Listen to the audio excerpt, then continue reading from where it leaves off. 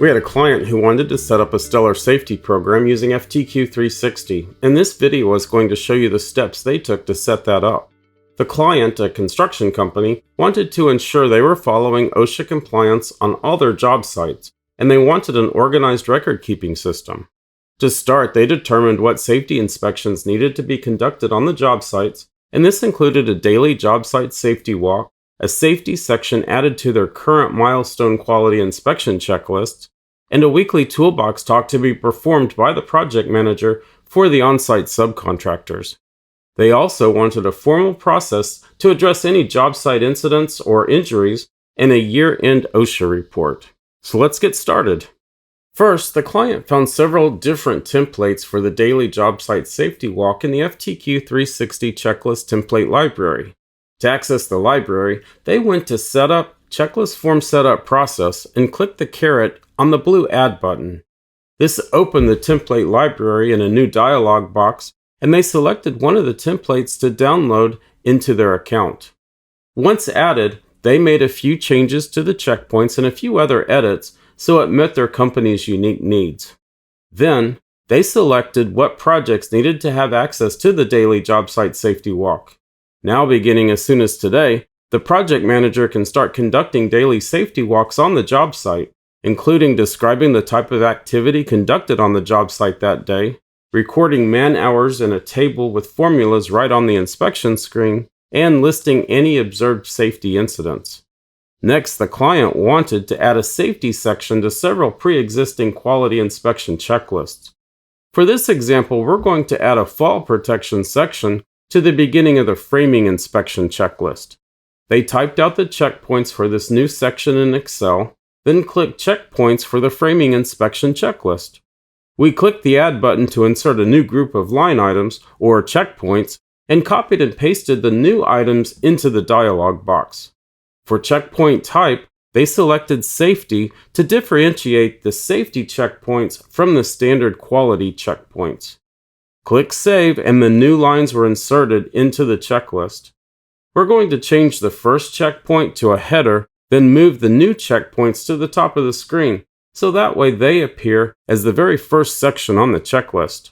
Now, the next time the job site project manager performs a framing inspection, the new fall protection section will be the very first line items listed.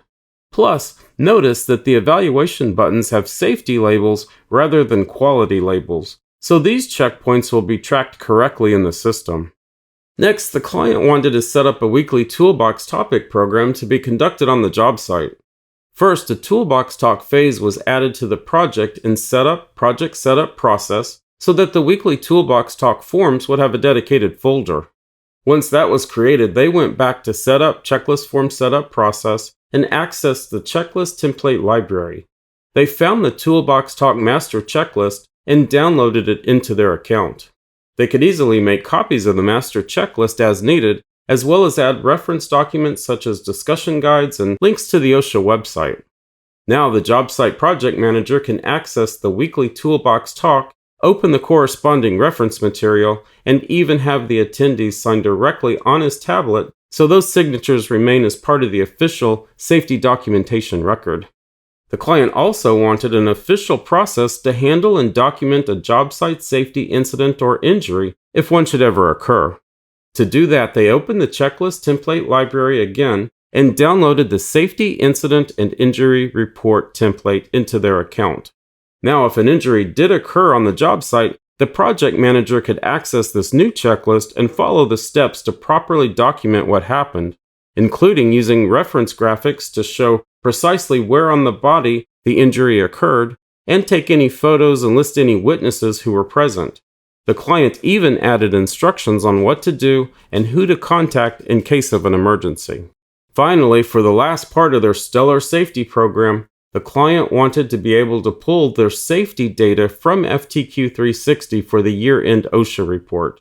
In January, the safety manager could find every safety inspection, toolbox talk, and injury report for the previous year in the archives, which gave him dates, locations, and inspectors.